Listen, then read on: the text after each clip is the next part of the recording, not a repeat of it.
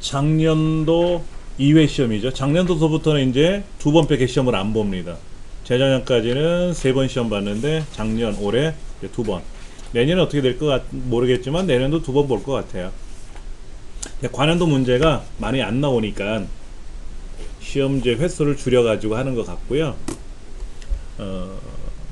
지금 인쇄물 받으신 거에 문제하고 뒤편에 이제 답이 있으니까 해설하고 참고하시면 될 것 같고요. 한번 보겠습니다.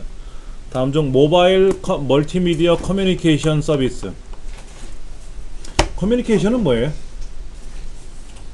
서로 주거니 받거니 하는 건데, 그렇죠? 가장 거리가 먼 것은 했어요.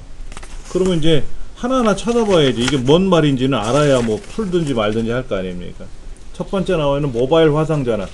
모바일 화상전화가 뭐예요? 영상통화하는 거죠? 영상통화하는 거. 자, 영상통화하는 거는 모바일 멀티미디어 커뮤니케이션 서비스에 근접하다고 볼 수 있겠죠. 그렇죠? 예. LBS. LBS는 로케이션 베이스 서비스라고 해서 위치 기반 서비스예요. 예. 위치 기반 서비스라고 하면 모바일 멀티미디어하고 어떤 의미가 있을까 한번 생각해 보세요.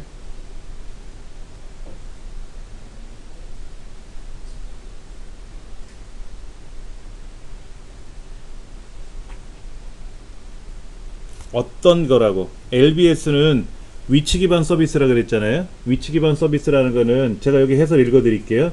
통신 기술과 GPS 그리고 컴퓨터에 저장된 데이터베이스를 이용하여 주변의 위치와 부가 서비스를 제공하는 기술이다.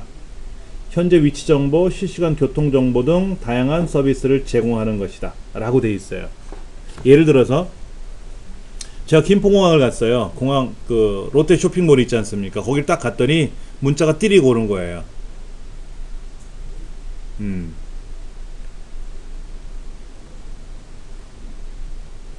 아, 문자가 왔나? 아니면 카톡이 왔나?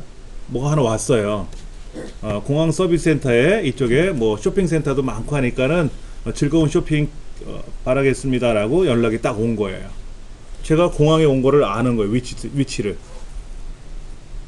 알고 예전에 이제 제가 거기 어디서 물건을 사고 이제 회원 가입을 한 게 있었으니까 연락이 왔겠죠.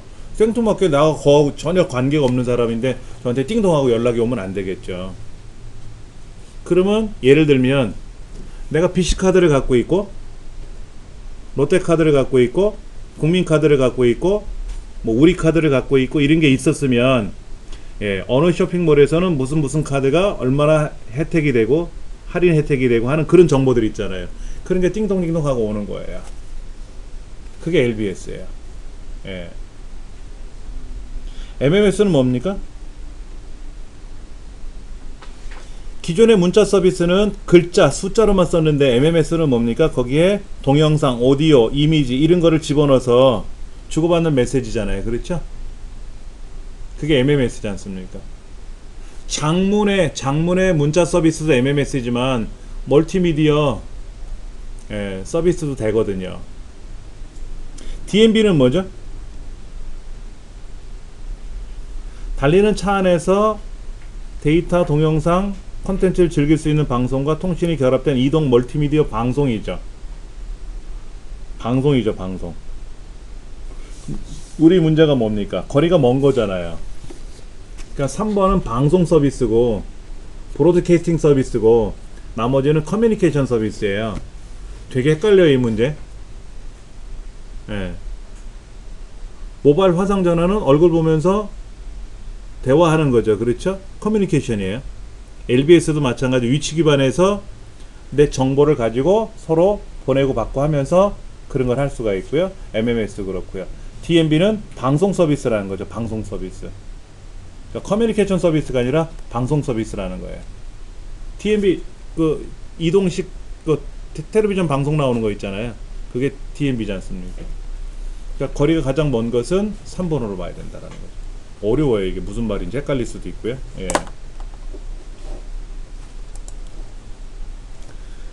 멀티미디어 하드웨어에 대한 설명이다. 옳지 않은 것은 했습니다. 멀티미디어 하드웨어. 멀티미디어 하드웨어라는 건 뭐예요? 우리 짠짜라짠 소리가 나야 될 거 아닙니까? 그래 뭐가 있어야 돼요? 사운드 카드가 있어야죠. 사운드 카드. 우리 뒷면에 이어폰 꽂고 스피커 꽂고 마이크 꽂고 하는 데가 있지 않습니까? 거기가 사운드 카드 포트예요. 자, 이 부분 여기 스피커 연결이라고 써 있지 않습니까? 여기가 지금 6개 구멍이 돼 있어요. 6개. 여기 보라색으로 돼 있는 거, 약간 붉은 색깔이 띄고 있는 게 스피커 라인이고요. 그 다음에 녹색 라인이 이게 스피커. 요게 스피커고 붉은색이 마이크. 왼쪽이 마이크고, 그 다음에 중간에 있는 게 스피커고, 파란색 하늘색으로 돼 있는 게 뭐냐면 외부 입력 단자라 그래서 우리 집에 그 뭐랄까 그 카세트 레코더 같은 거 있잖아요. 카세트나 mp3 플레이어 같은 거 있지 않습니까? 그 mp3 플레이어를 케이블로 연결해서 여기다 꽂는 거예요. 그러면 mp3 플레이어에서 나오는 소리가 이 컴퓨터를 통해서 나오는 거죠.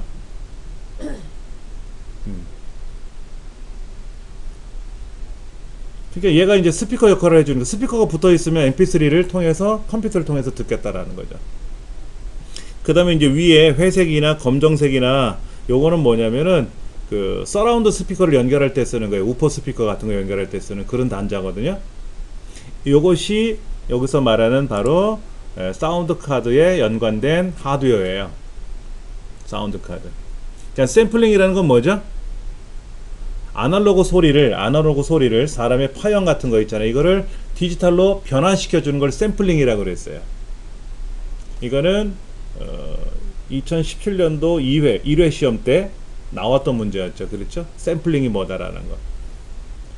엠팩 보드라고 하는 건 뭐냐면은요. 동영상은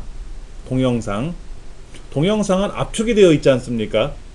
그래서 코덱이라는 거, 압축한 걸 풀어야만이 동영상을 재생하는 거잖아요.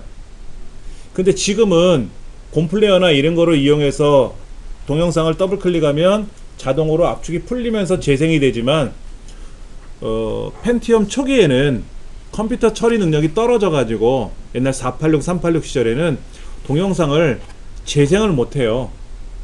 압축해 놓은 거를. 그래서 엠팩 보드라고 하는 기계를 사서 꽂아야 돼요.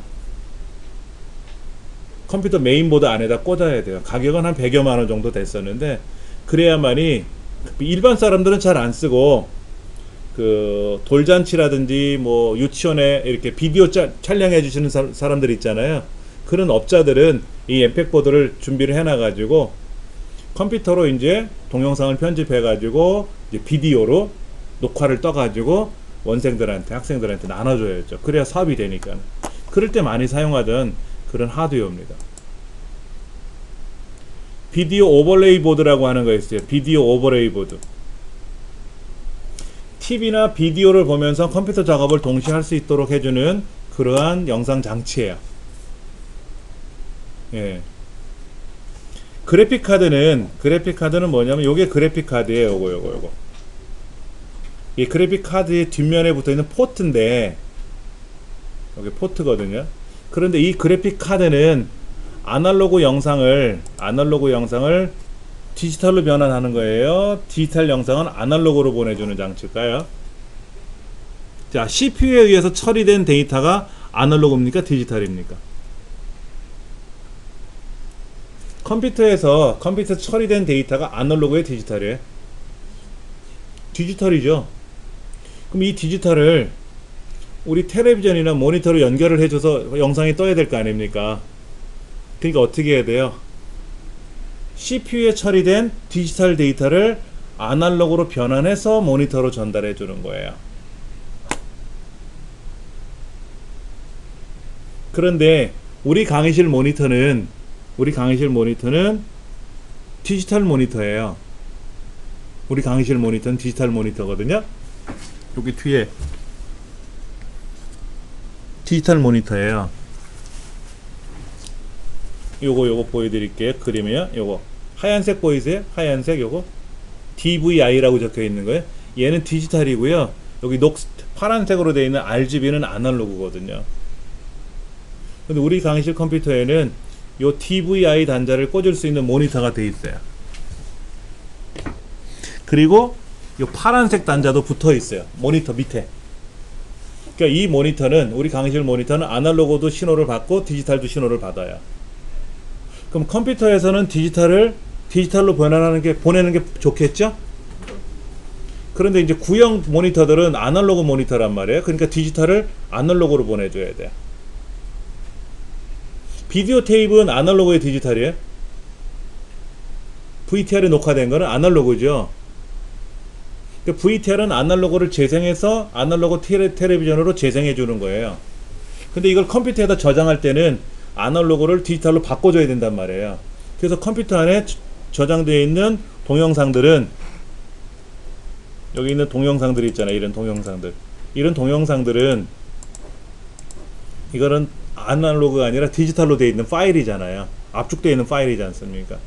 얘를 더블 클릭하면 얘가 재생이 될 텐데, 재생이 되는 거를 누가?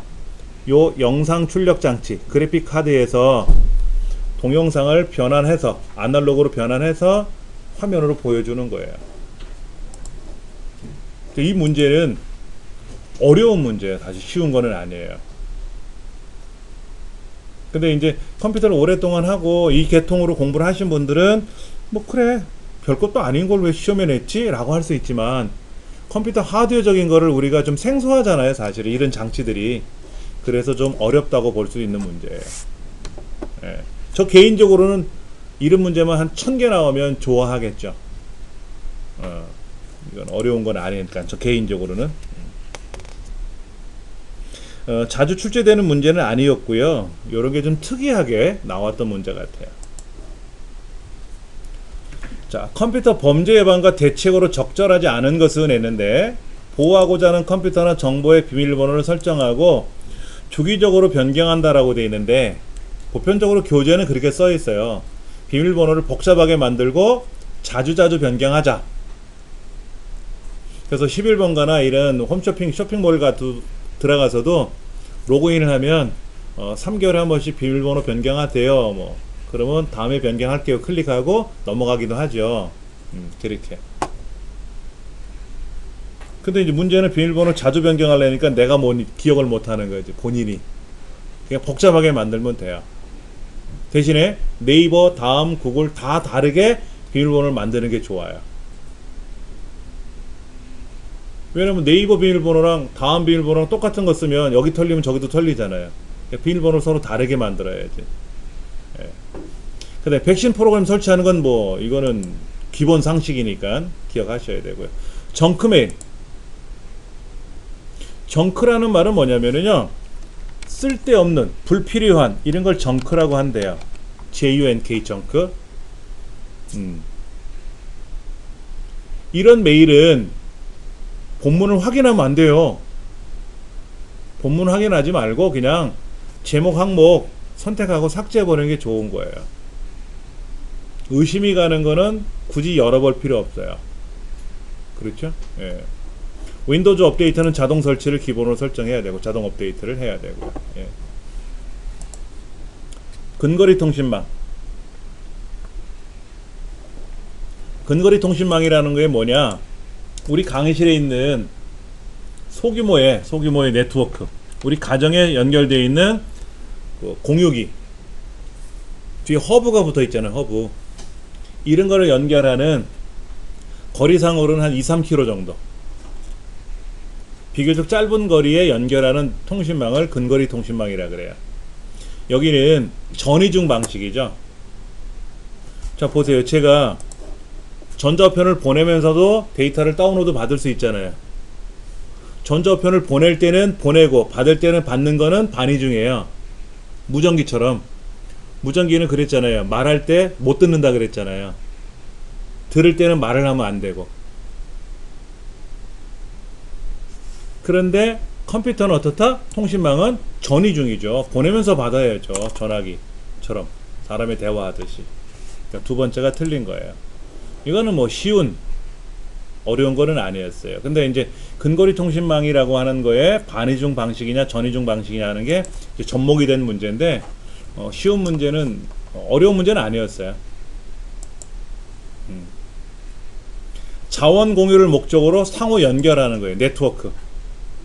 네트워크의 궁극적인 목적은 뭐냐면 자원을 공유하는 거예요.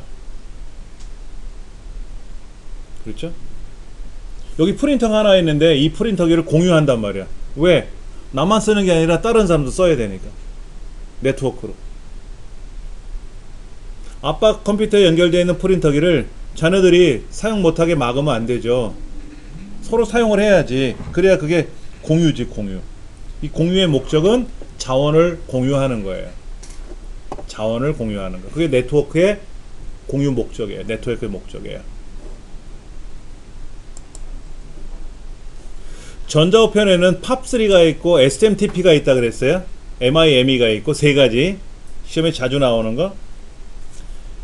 SMTP는 전송. 그러니까 이메일을 전송할 때 쓰는 거는 SMTP. 팝3는 뭐다? 수신. 가져올 때 사용하는 거죠. 멀티미디어는 MIME. 네. 그러니까 답은 두 번째라고 봐야죠. 그렇죠?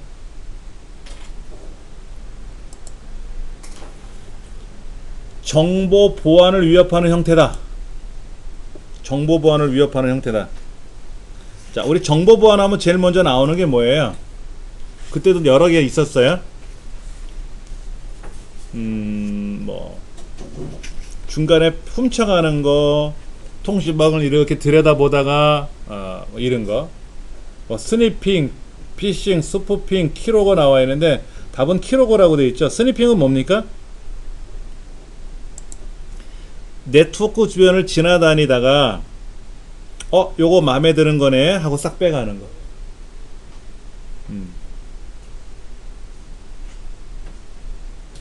그러면 검증된 사람이 네트워크를 통해 데이터를 보낸 것처럼 데이터를 변조하여 접속을 시도하는 건 뭐다? 그게 스푸핑이에요. 요거의 설명은, 이거에 대한 설명은 스푸핑이고, 스푸핑. 예. 근데 피싱은 뭐다? 프라이빗 피싱, 프라이빗 데이터, 개인 정보를 낚는 거예요. 피싱은 예를 들어서 국민은행 홈페이지를 가보래. 갔더니 국민은행이랑 똑같이 생겼는데 도메인이 달라. 메일이 온 거예요. 메일. 당신의 그 계좌가 지금 뭐 범죄에 연루가 됐느니 어쩌고 저쩌고 그런 거 우리 전화 많이 들어보셨을 거예요. 저도 연락 받았어요. 어떻게 됩니까? 했더니 대뜸 하는 말이 뭐 머뭇머뭇거려요. 그러면 제가 검찰에 가면 되겠네요. 그랬더니 오래요. 그래서 알겠습니다. 갈게요 하고 끊었어요. 그 사람들한테 싫은 소리를 하면은요 계속 전화 해코지를 한대요. 그래서 네 알겠습니다 하고 끊으면 된대요. 제가 한번 그랬거든요. 아니 아니까 하도 보이스피싱이 많으니까 아니 어디다 대고 전화를 하고 그래요? 뭐 이래. 욕하면 안 돼요. 계속 거예요. 전화하고 욕하고 그런대요. 자, 예를 들면 이런 거예요. kbstar.com 이게 국민은행이에요. 국민은행 홈페이지는요 여기 왼쪽에 보면 이렇게 녹색 분위기가 싹 나타나죠. 그렇죠? 예, 금융기관에 이렇게 앞에 떠요. 앞에 이렇게 이런 거 안전하다고 하는 게 뜨는 거예요. 이런 게. 그런데 이제 전자우편이 왔는데 국민은행 홈페이지래 뭐 KB 뭐래. 그래서 이제 클릭하고 들어갔더니 똑같이 생겼는데 요런 건 안 뜨죠. 모르는 사람은 이걸 보면 국민은행이라고 돼 있잖아. 그러면 이제 거기에 뭐 로그인 해라. 그럼 요런 것도 똑같이 떠요. 똑같이 뜨는데 이제 로그인을 누르면 공인인증서를 요청을 해요. 공인인증서 뜨는 것도 똑같이 떠요. 뭐 이런 거 뭐 프로그램 설치하는 것도 안 뜹니다. 이거 뜨면 또 싫어하니까. 그래갖고 공인인증서를 이제 로그인 하려 그러니까 로그인 했잖아요. 이제 비밀번호 입력했더니 비밀번호가 오류가 났습니다. 그리고 뭐 주민등록번호를 이용해서 다시 본인 확인을 해 주십시오. 본인 확인해요. 주민등록번호 입력하죠. 그럼 이제 그게 다 정보가 가는 거예요. 그리고 여기 있는 다른 거 여기 있는 다른 거 이런 걸 다 누르면은요 이렇게 이것도 에러가 나네 웬일로. 여기 들어가 보면 오류가 나는 거야. 부동산 들어가면 부동산이 안 돼. 지금 홈페이지에 문제가 있으니까 본인 인증부터 확인하세요 라고 자꾸만 그만 요청하는 거야. 똑같이 만들어 가지고. 예, 그게 피싱이에요. 실제로 한번 해봤거든요. 어쩌면 똑같이 만들었을까. 토시 하나 안 틀리고. 국민의 홈페이지가 바뀌면 걔네 홈페이지도 바뀌어요. 싹싹 바뀌어요. 근데 자주 바뀌어. 뭐가? 이 도메인이 바뀌어 걔네들은. 한번 걸리면 안 되니까 다른 거로 바꾸고 이렇게 해가지고. 예.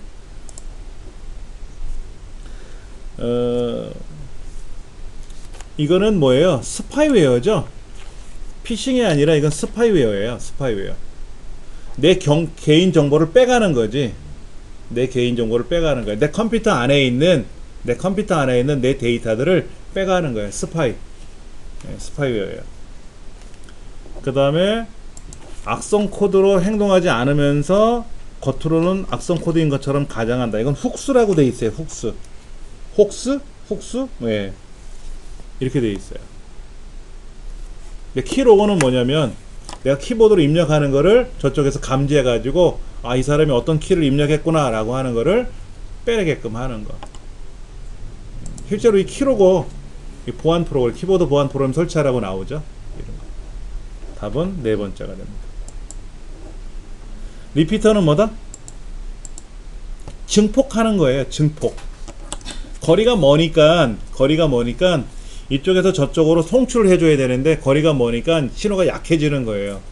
그러니까 뻥튀기를 해갖고 강력한 힘으로 쾅 하고 보내줘야 돼요. 증폭시켜주는 거예요.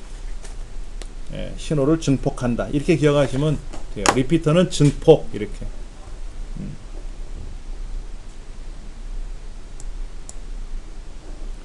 도메인 네임에 대한 설명이다. 도메인 네임은 뭡니까? www.뭐 이런 거 있잖아요. 네이버.com 이런 거. IP 주소를 사람이 이해하기 쉬운 숫자가 아니라 글자 형태로 표현하죠. 글자 형태로 표현하잖아요. 네이버.com 이렇게. 그런데 이제 국가명 예를 들어서 뭐 www.서울.go.kr 그러면 kr은 대한민국, go는 국가기관. 예, 이렇게. 그래서 www는 보통 그 중앙 컴퓨터를 말하게 되는데, 그래서 대한민국에 있는 국가기관인데 이름은 서울이다. 즉 서울특별시 홈페이지 이렇게 들어가는 거죠. 근데 순서가 잘못됐어요. 호스명이 앞에 들어가죠. www.서울 기관명이죠. 그 다음에 go. 기관 종류죠. kr 나라명이죠. 그 순서가 바뀌어 있잖아요. 순서가 틀렸어요. 퀵돔은 뭡니까? 퀵돔 빠르게 사용하는 도메인이다 라고 써 있어요. 빠르게 사용하는 도메인. 예.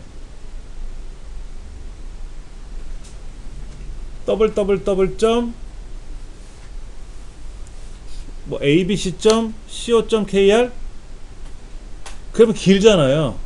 그러니까는 abc.com 이렇게 줄여서 쓰는 거. 2단계 체제. 보통 국제 도메인은 3단계죠. www.naver.com 이렇게 되는 거고. 4단계는 뭐다? www.naver.co.kr. 네이버는요, 도메인이 여러 개 있더라고요. www.naver.co.kr로 들어가도 네이버로 가봐요.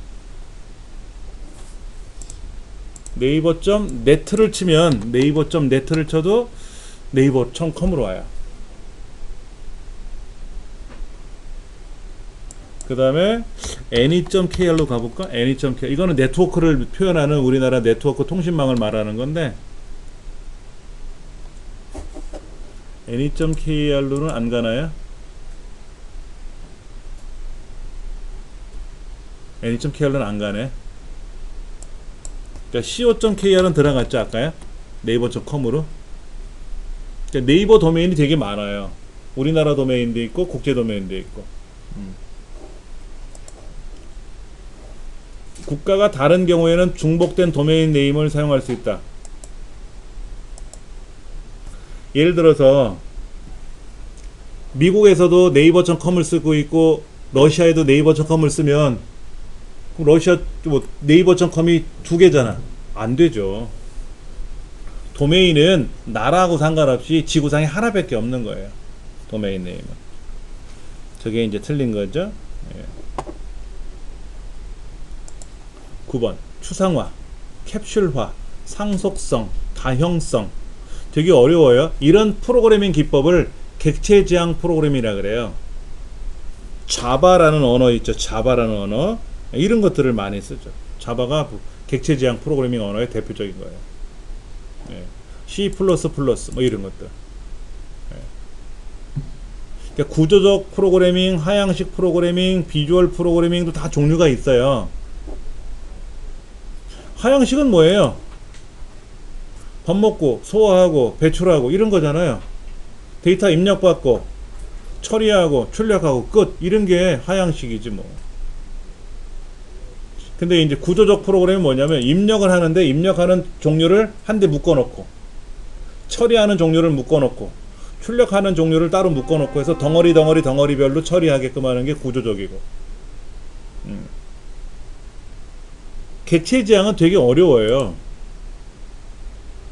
그러면 우리가 음식을 먹으면 소화하고 배출하고 끝이에요? 아니잖아요. 그 음식물이 몸속에 들어가서 소화가 돼서 에너지로 비축이 되고 지방으로 변하고 그래서 세포를 생성하고 형성하고 계속 살아있잖아요. 그렇잖아요. 사람이 태어나서 성장하고 죽어요? 그건 일반적인 사람의 모습이죠. 내가 죽었냐고 살아있잖아. 그러니까는 되게 어려워요. 프로그래밍이.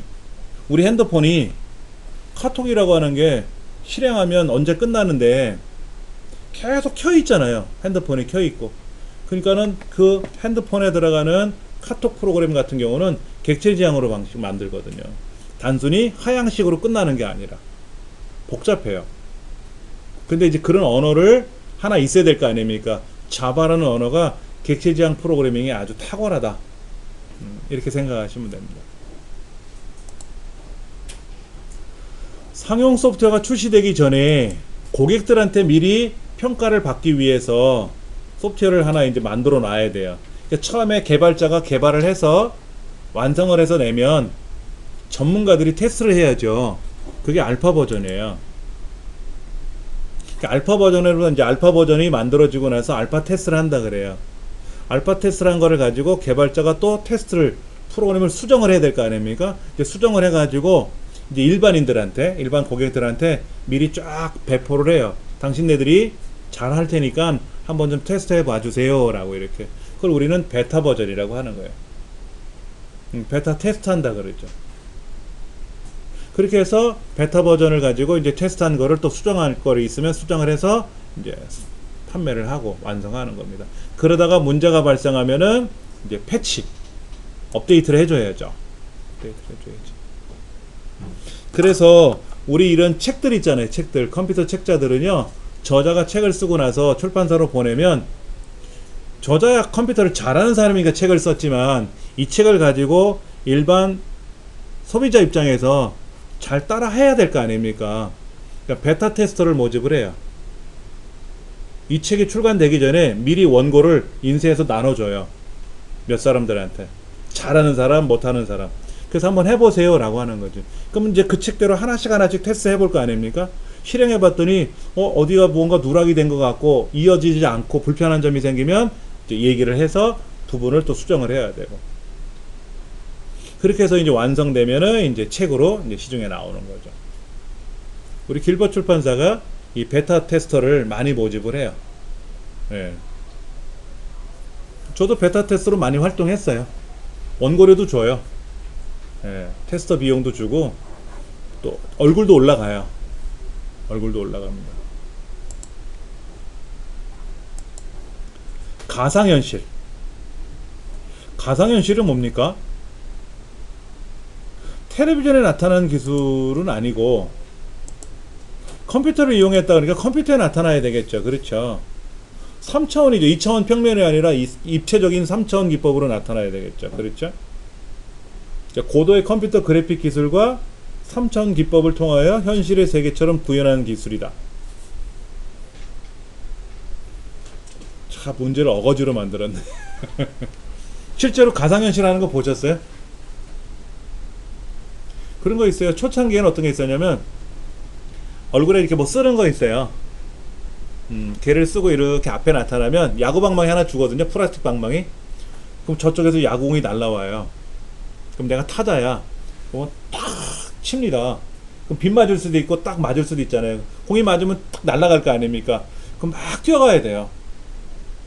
저 앞에 1루, 2루, 3루, 4루 이제 그래서 4루가 아니라 홈 베이스까지 이제 들어와야 될 거 아닙니까? 막 제자리에서 뛰어요. 천천히 뛰면 천천히 가는 것처럼 돼 있고 빨리 뛰면 빨리 뛰는 것처럼 나타나요. 그럼 제자리에 앉아가지고요. 그 사람들 하는 거를 보면 너무너무 재밌는 거예요. 혼자서 헬멧 뒤집어 쓰고 방망이 휘두르고 막 뛰거든 자기 제자리에서. 그런 것도 많이 하고요. 그 다음에 또 어떤 거를 합니까? 삼천 기법을 이용해서 수술. 유명한 의사 선생님이 지금 미국에 출장 가셨어. 근데 한국에 환자가 생겼어. 응급 환자가. 근데 이 환자는 그 의사 선생님 아니면 수술을 못해. 근데 미국에서 비행기 타고 오려면 어떻게 될까요? 오래 걸리니까 안 돼. 그러면 그 의사 선생님은 가까운 병원을 가는 거야.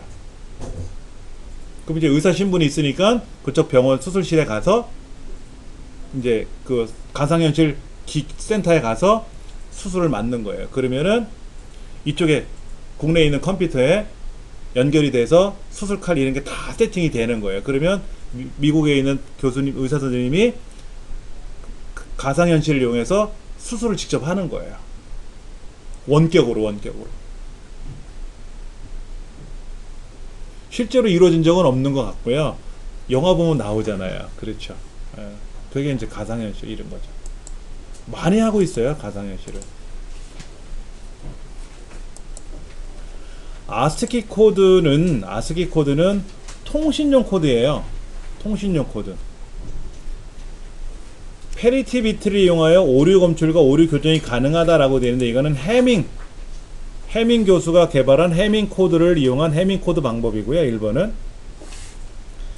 그 다음에 표준 아스키 코드는 7비트로 되어 있어요.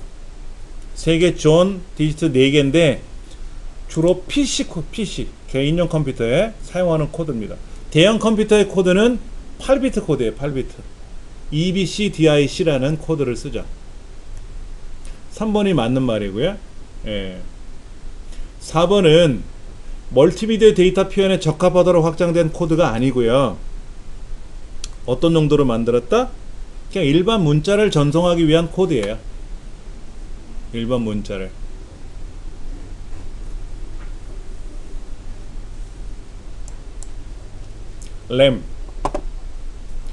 램이라는 거는 뭐냐면, 자, 우리가 이걸 한번 볼게요. PC의 전원을 ON 했어요. 그러면 CMOS가 검사를 합니다. CMOS에서 PC를 검사합니다. 그래서 검사하다가 오류가 나면 멈춰버려요. 근데 검사했는데 이상이 없어요. 그러면 이제 윈도우를 콜하죠. 윈도우는 어디 들어있습니까? 보조기억장치에 들어있잖아요. 그러니까는 보조기억장치에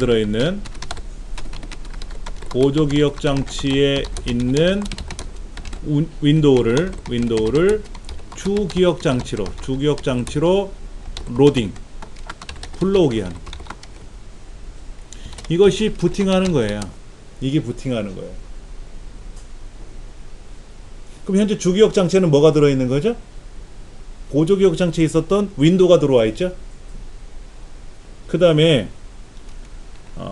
예를 들어서 한글 2010을 실행을 했어요. 그럼 이건 무슨 의미입니까? 보조기억장치에 있는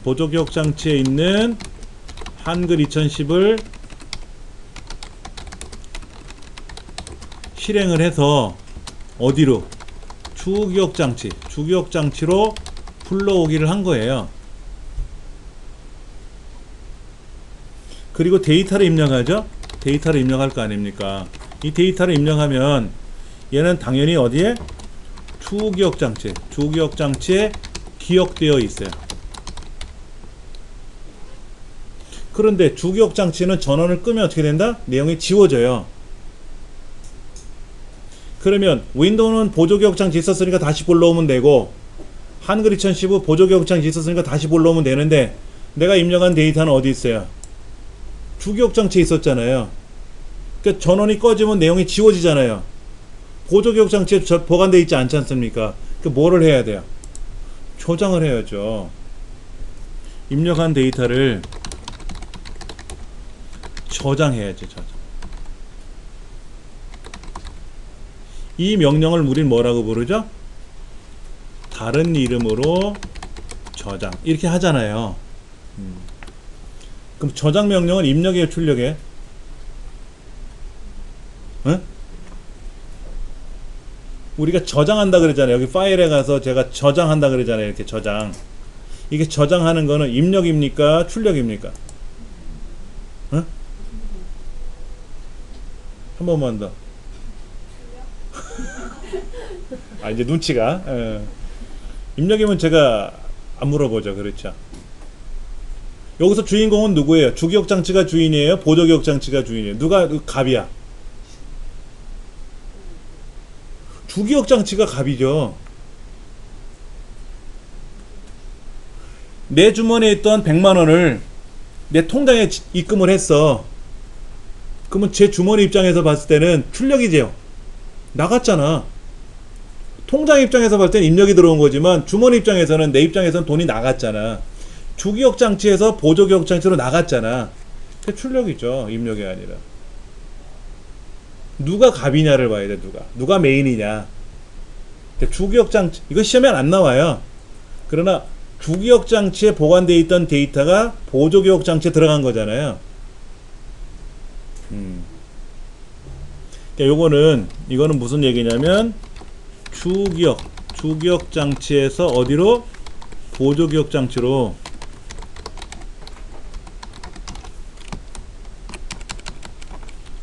주기억 장치에서 보조기억 장치로 출력된 거죠.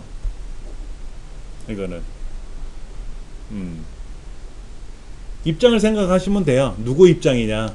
보조기억 장치 입장에서는 저장이 됐으니까, 저장이 되니까 입력받은 것처럼 보이지만, 주기억 장치 입장에서 생각해야지. 보조기억 장치가 아니라. 자, 그러면 주기억 장치에는 뭐가 들어있어요? 윈도우, 해당 프로그램, 입력한 데이터가 주기억 장치에 있는 거죠. 예. 자, 주기억 장치에는 윈도우, 해당 프로그램, 입력한 데이터,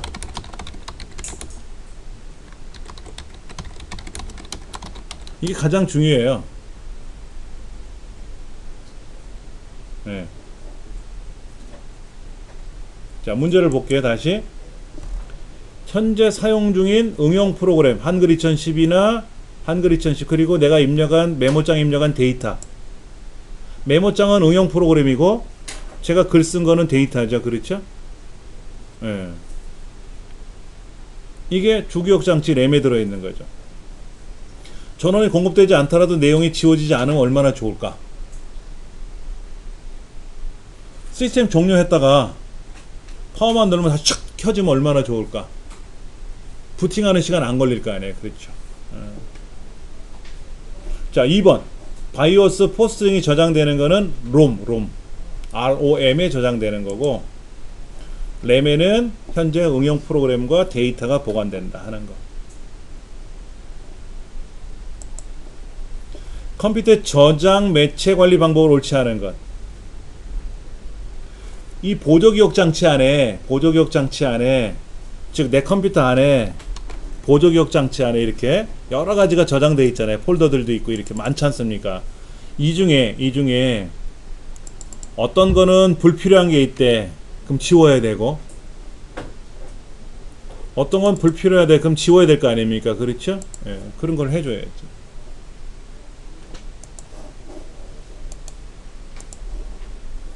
오랜 기간 동안 저장된 데이터는 재저장한다? 우리 애들 태어났을 때 찍었던 동영상 같은 거 그대로 컴퓨터에 있어요.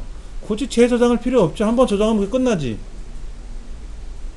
3년 전에 여행 가서 찍은 사진들 또 한번 저장해놔요? 그러지 않지. 음식물이 상할까봐 데펴 놓는 것도 아니고 컴퓨터는 그럴 일이 없는 거죠. 재저장할 필요가 없어요. 그리고 주기적으로 백업하면 좋아요.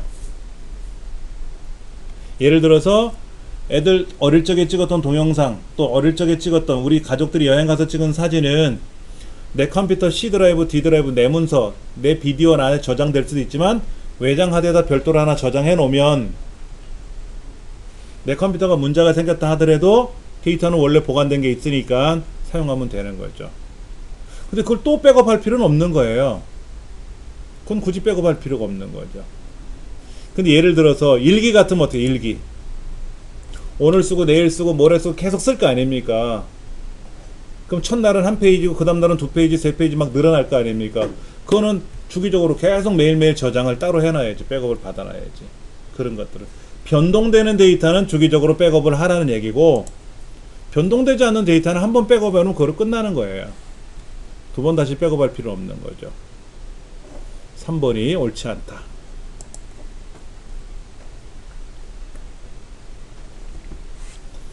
사용자 계정을 통해 사용할 수 있는 기능으로 옳지 않은 거 됐어요. 사용자 계정에는 관리자 계정이 있고 표준 사용자 계정이 있고 그래요.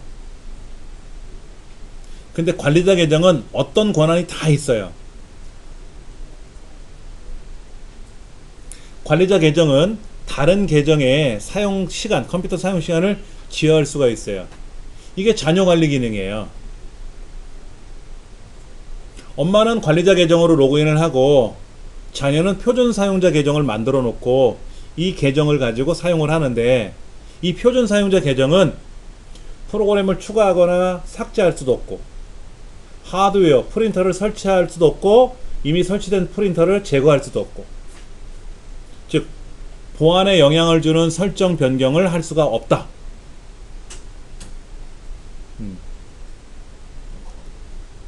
세 번째 보기가 변경할 수 있다고 하면 표준 사용자 계정의 의미가 없는 거죠. 그러나 표준 사용자 계정은 자기만의 계정이 있기 때문에 바탕화면을 따로 만들어서 내 문서도 따로 만들고 나만의 비밀번호를 따로 해서 나만 사용할 수 있게끔 꾸밀 수가 있어요.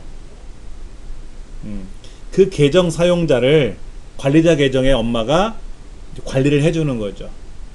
몇 시 후에는 컴퓨터가 작동되지 않게끔 멈추게 해달라고 하든지, 그러면 이제 컴퓨터 사용 시간을 제어할 수가 있는 거죠. 바로가기 아이콘. 바로가기 아이콘 뭔지 아시죠? 우리들이 알고 있는 요런 게 바로가기 아이콘이죠. 이렇게 화살표 그려져 있는 애들. 요런 화살표. 요건 진짜 아이콘이고 요거는 바로가기 아이콘이고. 이 바로가기 아이콘은 링크가 걸렸다 그래서 LNK예요. LNK. EXE는 실행 파일입니다. 아래 한글 파일이나 엑셀 파일들은 EXE로 되어 있어요.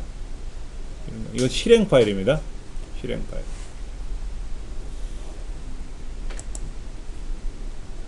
작업 표시줄 바로가기 메뉴에서 여기죠, 여기. 자, 여기 보시면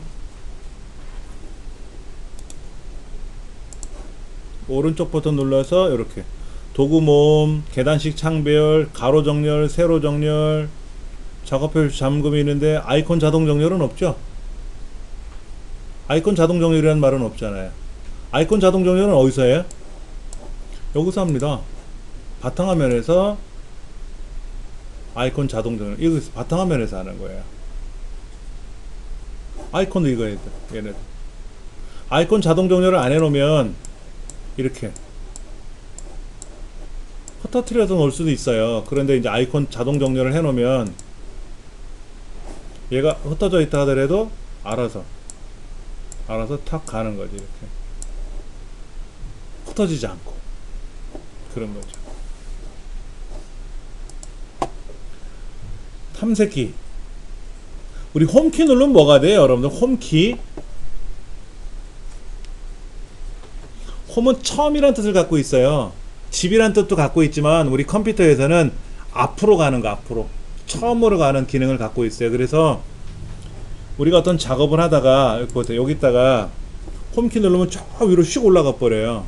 여기다가 왼쪽 화살표 누르면 앞으로 가거든요. 자기 앞으로 온단 말이에요. 자기 앞으로 오는데 홈키 누르면 어떻게 된다? 휙 하고 제일 꼭대기로 가버려요. 그러니까는 18번에 3번 이게 틀린 거죠. 또 백스페이스 눌러도 앞으로 가요. 앞으로 나의 앞에 여기고 내 앞에는 여기고 요 앞에는 여기고 백스페이스 엔터 위에 있는 백스페이스 누르면 바로 상위 폴더 위 폴더로 가게끔 하는 거죠. 프로그램 및 기능에 대한 설명이다. 이게 이 새로운 문제에서 어떻게 변형이 됐을지 모르겠는데요. 하여튼 프로그램에 있는 일부 프로그램 및 기능을 해제할 수도 있어요. 예를 들면 이 윈도우 안에 게임 기능이 있었어. 게임. 여기 보면 요 게임 기능이 있는데 이 게임을 난 안 하고 싶어.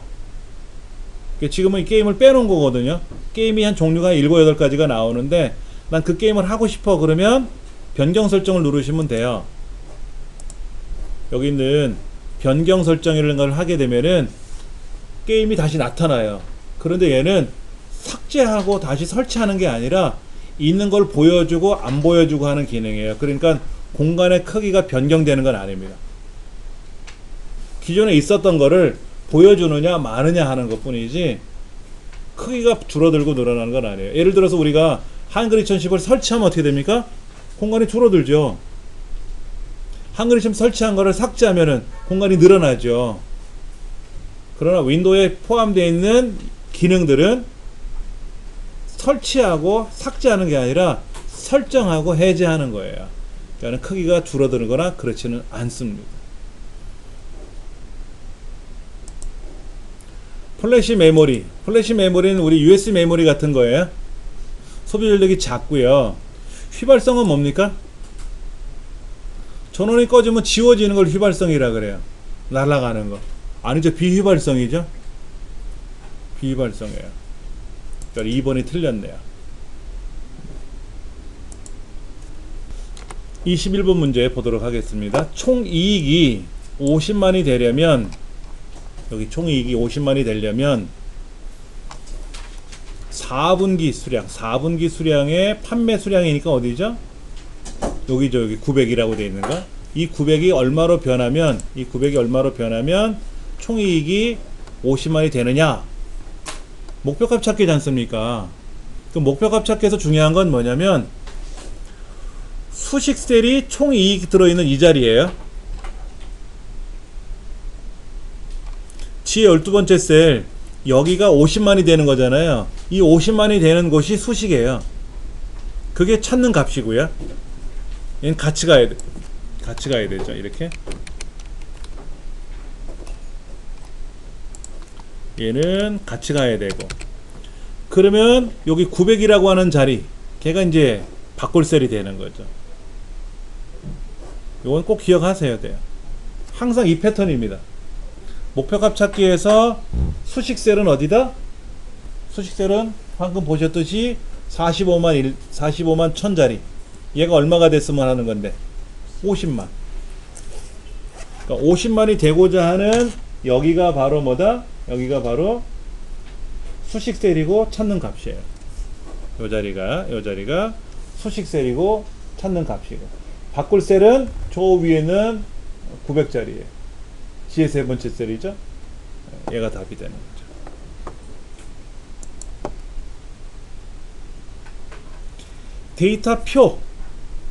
데이터표는 어떤 겁니까?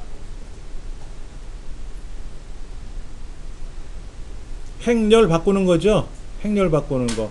광개토 학생의 국어, 영어, 수학 점수를 가지고 합계를 내는 문제 있었잖아요. 우리 연습할 때. 그런 경우는.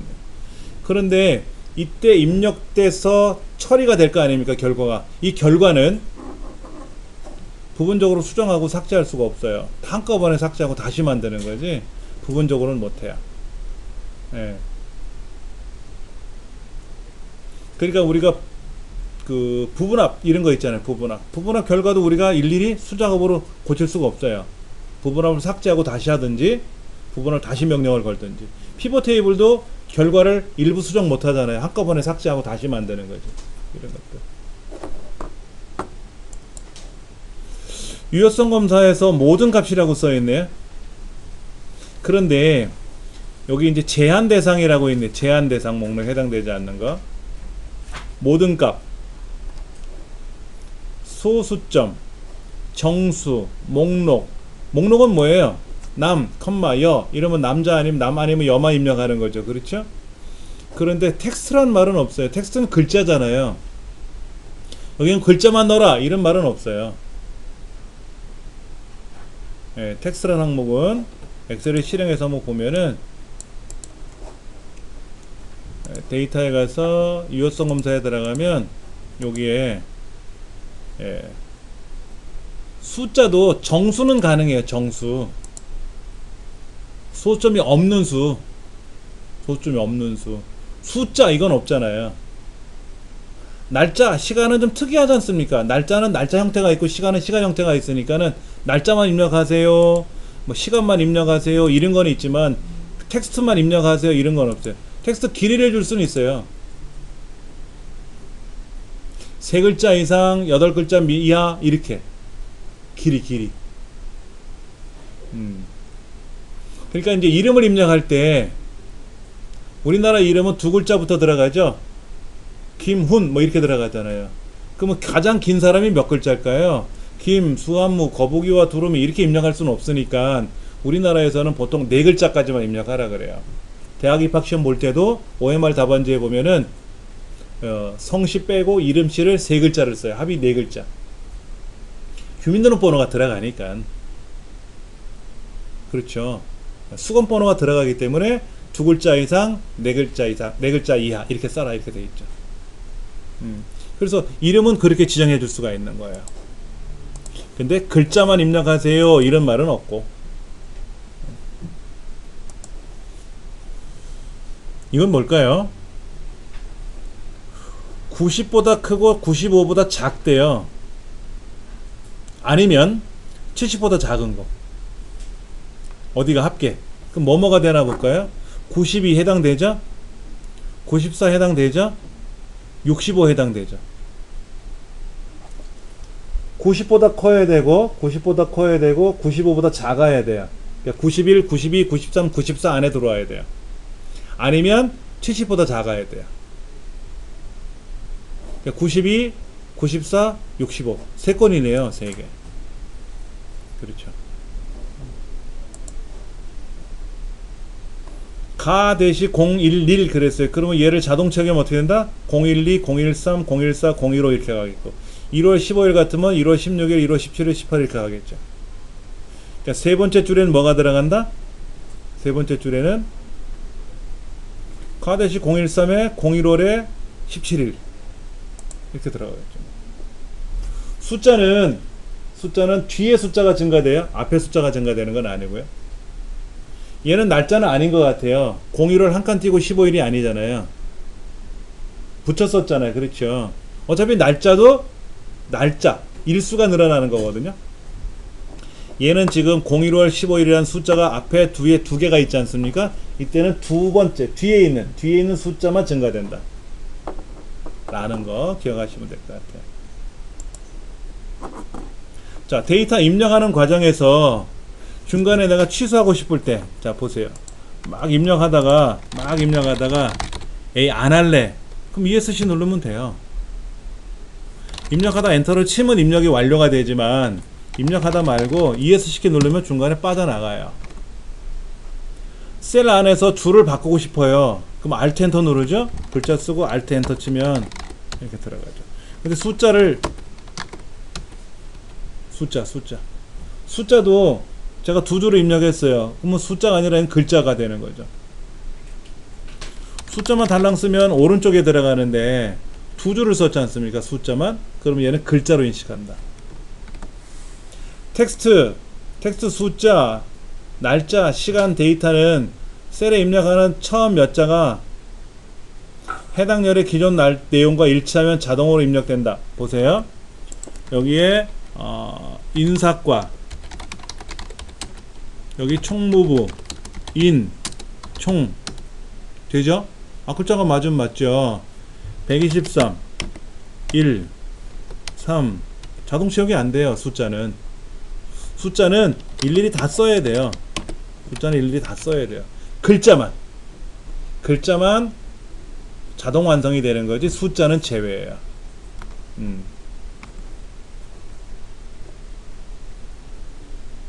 그 다음에 여러 개의 셀에 한꺼번에 입력할 때는 블럭 잡고 입력하고 컨트롤 엔터 치면 한꺼번에 들어가는 건 이건 뭐 많이 해봤던 거니까.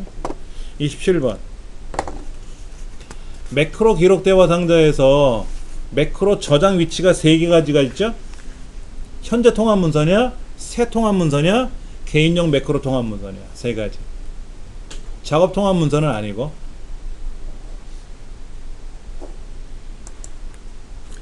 참조 이름을 정의할 때 첫 글자로 밑줄을 사용할 수 있다 그랬죠. 빈칸은 허락되지 않는다 그랬죠. A1처럼 A1이라고 하는 셀 주소처럼 사용할 수는 없다 그랬어요. 그러니까 1, 2, 3번은 잘 맞아요. 여러 시트에 동일한 이름은 하나만 정해야 합니다. 시트 1번에도 홍길동이라는 이름을 정의해 놓고 시트 2번에도 홍길동이라는 이름을 정의할 할 수는 없어요. 이름 정의는 통합문서 내에 유일해요. 시트가 다를지라도 유일하게만 쓸 수 있어요. 파일이 다르면, 통합문서가 다르면 당연히 어차피 이름 명칭은 별개로 처리하니까.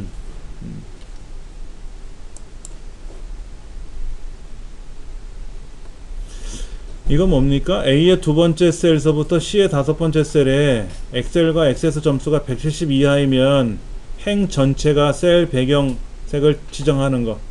우리가 조건부 서식에서 행 전체에 대하여 그랬잖아요.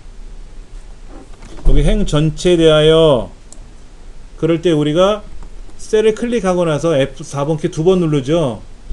왜? 달러 표시가 앞에만 가게끔. 조건부 서식에서는 달러 표시가 앞에만 가요. 우리 시험 문제에서는. 랭크 함수나 VLOOKUP, HLOOKUP 같은 거 쓸 때는 달러가 양쪽에 찍히는 절대 참조를 쓰지만 조건부 서식을 쓸 때는 행 전체에 대하여 쓸 때 어떻게 했어요? 달러가 앞에만 가요.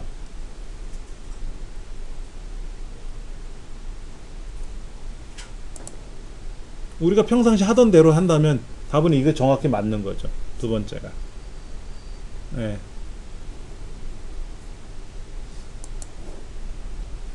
매크로 기록할 때는 컨트롤하고 바로가기 키를 지정하는 거죠. 컨트롤 A, 컨트롤 B 이런 거 쓰는 거죠. 알트 키가 아니라. 1번이 틀린 거죠. 알트 F8번을 누르면 뭐가 된다? 알트하고 F8번을 누르면 이렇게 매크로 대화 상자가 떠요. 지금 현재 매크로가 아무것도 지정된 게 없네요. 그렇죠? 뭐 어떤 매크로를 선택을 하고 뭐 합계라는 매크로를 쓰고 매크로를 직접 만들 수도 있어요. 만들라고 누르면 태어나서 처음 보는 비주얼 베이직 어플리케이션 VBA 모드가 떠요. 우리 이거는 시험에 안 나오니까 이렇게 안 했잖아요. 우리는요. 매크로 만들 때 어떻게 했어요? 그냥 마우스의 움직임을 갖고 만들었죠. 자, 매크로에 가서 매크로 기록 평균을 이용하시오. 그럼 평균을 만들 때 예를 들어서 클릭 이렇게 클릭하는 거는 매크로에 포함돼요. 그리고 어느 메뉴판에 있는 거를 클릭하는 거 얘는 상관이 없는데 메뉴를 움직이는 건 상관이 없는데 이 메뉴에 있는 예를 들어서 어떤 거를 클릭했다. 얘는 매크로에 포함돼요. 얘는 매크로에 포함돼요. 그래서 기록 중지 누르면 그 평균이라는 매크로를 편집하러 들어가 보면 제가 어디 좀 클릭 했었잖아요. 마지막에 어디 셀을 선택했지 않습니까? 이게 다 그대로 작동이 되는 거예요. 작동이 되는 거예요. 그래서 매크로를 작업할 때는 여기 있는 메뉴판에 있는 거를 안에 있는 걸 클릭하시면 안 돼요. 이걸 클릭 이렇게 하시면 안 돼요. 그럼 그것도 매크로의 명령어로 인식되거든요. 대신에 이 매크로 메뉴를, 이 메뉴판에 있는 거를 움직이는 거는 상관이 없어요. 움직이는 건 상관이 없는데 대신 클릭은 하지 말자. 셀을 클릭하고 글자를 쓰는 것까지도 다 그대로 인식을 해요. 매크로에는.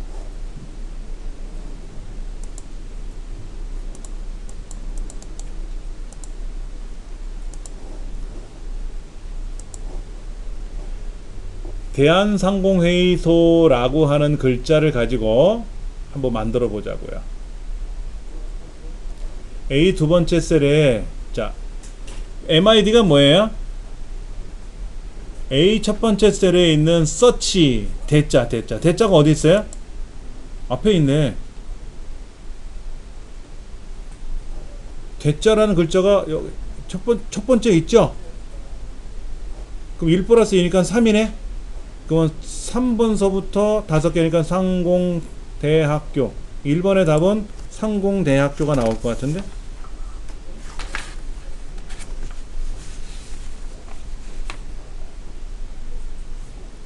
그 다음 2번은 뭡니까?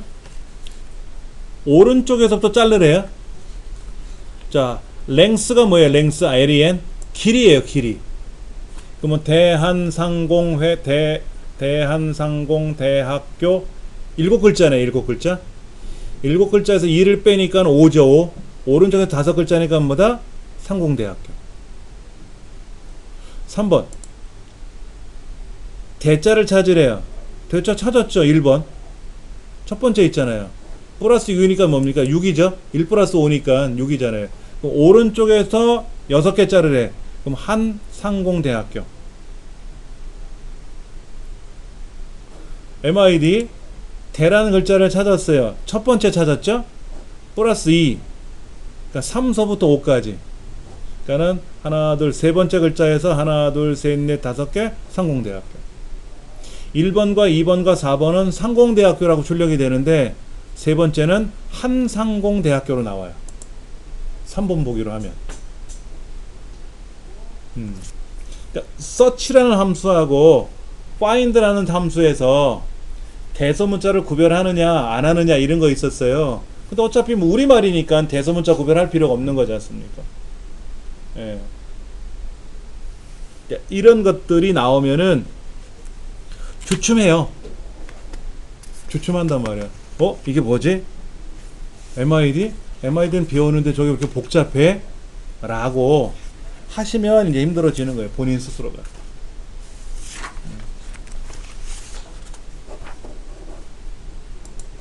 32번. 엑셀의 날짜 및 시간 데이터 관련 함수에 관한 설명. 날짜는 순차적으로 일련번호로 저장돼요. 1, 2, 3, 4. 1900년 1월 1일을 1로 지정을 해서 1, 2, 3, 4 계속 증가돼요. 그 다음 시간 데이터는 하루를 1로 보죠. 하루가 1이잖아요. 그렇죠. 그러니까 낮 12시간이면 어떻게 돼요? 0.5예요. 24시간이 1이고 12시간은 0.5고 6시간은 0.25예요. 2번도 맞는 말이에요.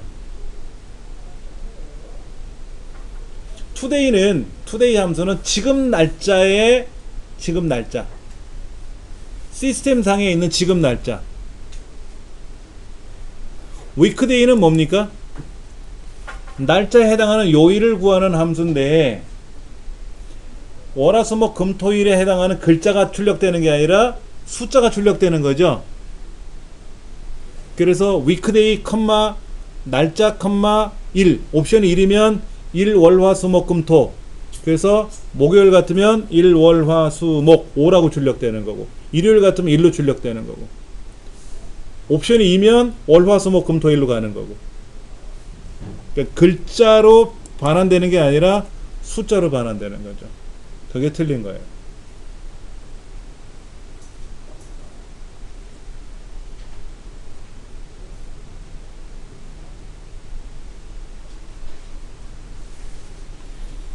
그런데 요거 한번 볼게요. 인수를 생략하면 뭐가 되는 겁니까?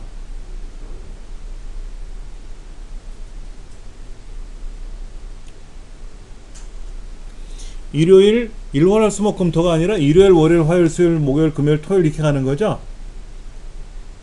해당하는 요일에 해당하는 숫자가 나오는 거지. 숫자.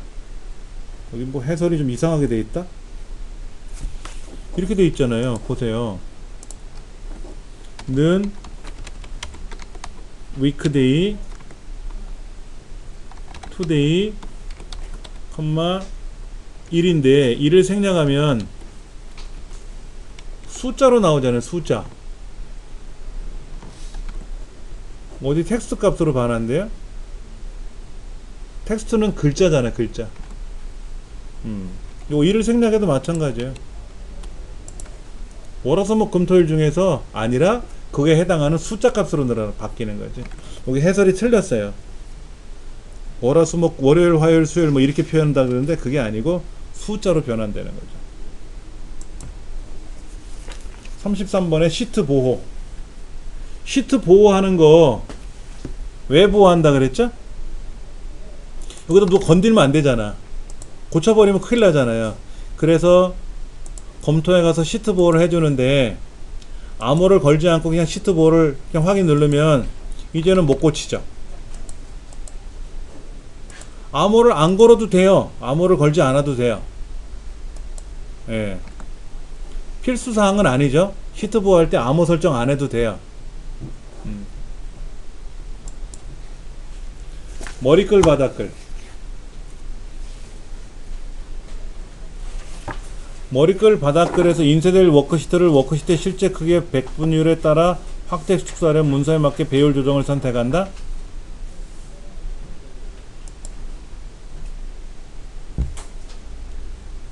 자, 한번 해볼게요. 페이지 레이아웃에 와서 머리끌 바닥글이라고 있어요. 그렇죠? 머리끌 바닥글. 이 머리끌 바닥글에 어떻게 뭐라고요? 인쇄될 워크시트를 워크시트 실제 크기 100분열에 따라 확대 축소하려면 그게 여기 있는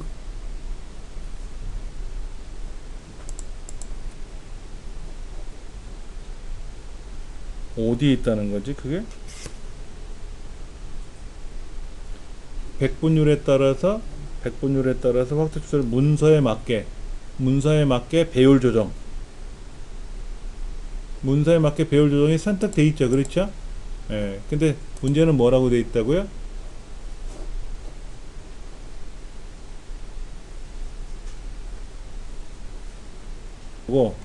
머리글은 상단에 메시지가 나타나는 거고 하단에 나타나는 메시지는 바닥글이거든요. 그렇죠. 예.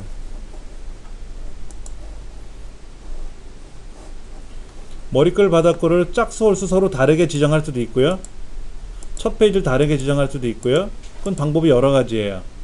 문서의 여백에 맞추기, 페이지 여백에 맞추기, 문서에 맞게 배율 조정하는 거, 문서의 페이지가 따르면 실제 크기 100분율에 따라서 확대 축소하려면 문서에 맞게 배율 조정을 선택한다.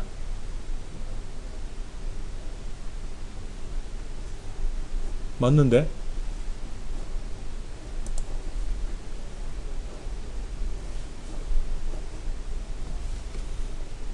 잠깐만, 내가 어색하게 나와 있는데요, 문제가?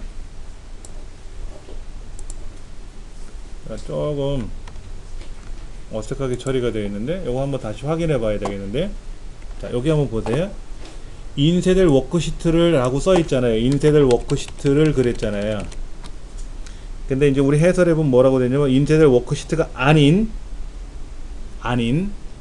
워크시트의 머리글의 바닥글, 머리글 및 바닥글의 내용을 실제 크기의 100분율에 따라 축소하려면 이렇게 선택한다. 밑에 거는 맞아요. 요 말은 맞는데 인쇄될 워크시트가 아니라 인쇄될 워크시트가 아닌 머리글의 바닥글에 대해서, 그러니까 보기가 약간 헷갈리라고 만든 것 같아요. 인쇄될 워크시트가 아닌 머리글 바닥글에 대해서, 그러니까 문제가 어긋나게 내버린 거예요. 보기상에서는 분명히 여기 문서에 맞게 배열 조정이 선택되어 있어요. 근데 이거는 워크시트가 아닌 그런 개념이고, 예. 그게 약간 틀리게 나왔네요. 그렇죠. 35번 인쇄 미리 보기에 관한 설명. 인쇄 미리 보기에서는 창 너비를 조정할 수 있죠. 여기 한번 보시면 인쇄 미리 보기에서 이렇게 창 너비를 넓힐 수도 있잖아요. 여기 이렇게 넓히면 A, B, C 여기 넓혀졌잖아요. 그러면 실제로 가서 보면 어떻게 됐다? 넓어져 있어요. 넓어져 있지 않습니까? 근데 우리 문제는 조절할 수 있으나 워크시트에는 적용되지 않는다가 아니라 실제로 적용이 됩니다. 너비는 조정이 돼요. 높이는 조정을 못하고요. 높이는 조정할 수가 없습니다. 높이 조정하는 기능은 없어요. 너비만 조정하는 거지 높이는 조정할 수가 없어요. 그게 틀렸고요. 그 다음 이건 뭡니까? 썸이프S 판매 실적의 합계를 구하래요. D2부터 D6 뭐라고? 품목 중에서 연필이면서 대리점 중에 서울이면서 연필 중에 서울은 뭐가 있죠? 연필 경기 말고 연필 서울 하나, 연필 서울 둘. 그러니까 300과 200이네. 합이 500이네. 그렇죠? 연필이면서 서울이잖아요. 연필이면서 서울이니까 연필 경기 아니고 연필 서울, 연필 서울이니까 300과 200. 판매 실적 합계를 구하는 거니까 500이 답이 되는 거죠. 차트 편집에 관한 설명. 옳지 않은 걸 고르시오.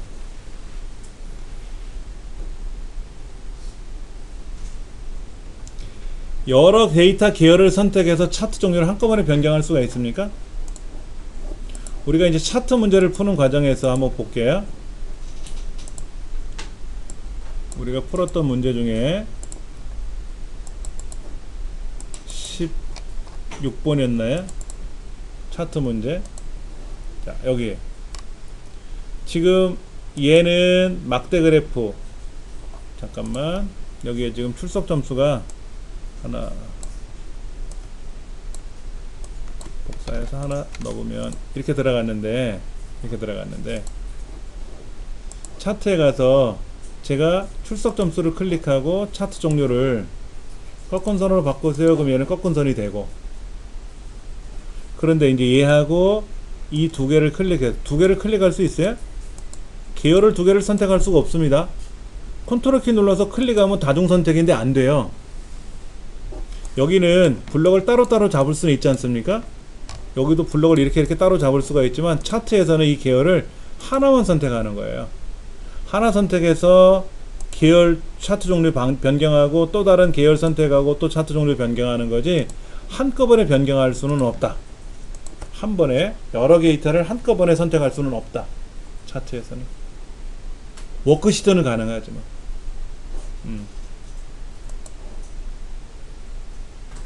자, 겹치기 수치를 양수로 지정하면 사이가 좁혀지죠?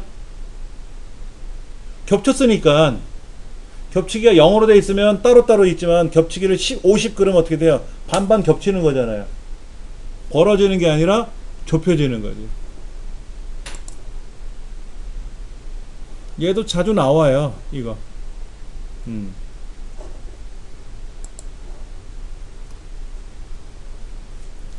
지금 이 차트에는 제목이 있나요? 제목이 있네요. 왼쪽에는 갑축 제목이 있고요. 아래쪽에는 항목축 제목이 있고요. 그 다음에 범례가 있고요. 그 다음에 레이블이 있네요. 레이블. 근데 보조묶음선은 뭡니까? 숫자가 보이네요. 여기 갑축이 있는데 갑축에 보시면 주묶음선은 있어요. 주묶음선. 근데 주묶음선과 주묶음선 사이에 잘 자란 묶음선이 있을 수가 있거든요. 그걸 보조묶음선이라고 하는데 현재는 없어요. 보조묶음선은 안 보입니다. 주묶음선만 보이는 거지. 예.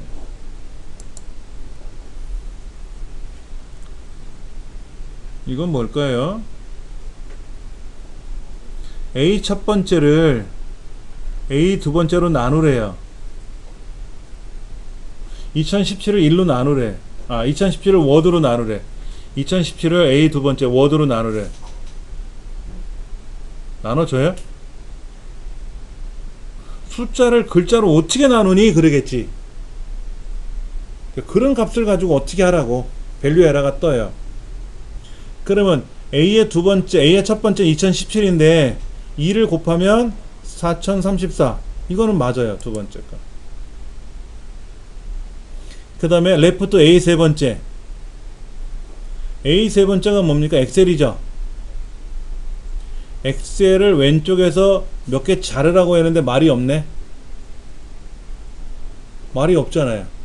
자, 이런 거예요. 여기에 글자가 있는데, 여기 글자가 도자기라는 글자가 있는데 는 레프트 해가지고 이 글자기를 그냥 눌렀어요. 그러니까 뭐라고 하나,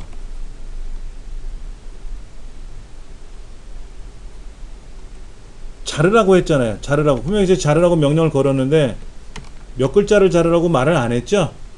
그러면 한 글자로 인식을 해요. 그러니까 도자기라는 사람의 글자를 잘랐어요. 몇 글자? 생략했거든요. 그럼 한 글자. 그러니까는 뭐다, 답은 액이라고 나오겠죠. 엑셀이라는 글자에서 왼쪽에 잘라라 그랬으니까 액만 나오겠지. 한 글자만. 에러가 나는 건 아니고. 그러니까 40번에 3번이 틀렸다. 액만 나온다. 요런 것도 잘 알고 계시면 좋아요. 그러니까 오른쪽에서 한 잘라라. 근데 몇 글자? 말이 없어. 그럼 한 글자. 기본은 한 글자. 네 번째는 뭡니까? 워라는 글자를 A의 첫 번째부터 B의 네 번째 사이에서 찾는데 워라는 글자가 있어요. 여기 false가 뭡니까? false? Vlookup 뒤에 제일 뒤에 false가 뭡니까? 0. 정확히 일치하는 것만 찾으라는 거죠. 얘를 생략하면 비슷하게 일치하는 걸 찾는 거고, 비슷하게 일치하는 걸 찾을 때는 얘가 오름차순 나열되어야 되고, 오름차순은 나열되어 있어요. 숫자, 글자 중에는 가나다 순, ABC 순으로 되어 있으니까. 근데 워라는 글자가 여기 없죠. 여기 없잖아요. 앞부분에 없지 않습니까? 없으니까 뭐라 그래? 없어요. 그런 데이터하고 에러가 나는 거. 이건 맞아요. 조금 어려웠던 문제 중에 하나예요, 얘도. 그러니까는 나눌 때 에러가 어떤 에러가 나냐. 우리 시험 문제 그런 거 많이 나와요. 이 에러는 어떤 종류의 에러입니까? 이라는 거. 샵 밸류는 무슨 에러고, 샵 NA는 뭐고, 샵 div 0은 div 0 슬래시 0으로 되어 있는 그건 뭐고, 뭐 리퍼런스 에러는 뭐고, 샵은 뭐고, 이런 함수 에러에 대한 종류별로 시험에 내기도 하지만 얘는 실제로 실행하면 어떤 에러가 나는지를 물어본 거잖아요. 이거는 좀 어려운 문제예요. 이 시험 문제집 받아본 수검자들은 쭉 문제를 풀다가 아마 그랬을 거예요. 문제 지랄 같다. 뭔 문제가 이러냐? 평상시 보던 문제가 아니네. 라는 말을 했었을 거예요. 아마도. 우리 이런 문제 안 본 게 행운이죠. 이제 문제를 풀어봤으니까 이런 유사한 문제가 나와도 우리는 대처할 수 있을 거예요.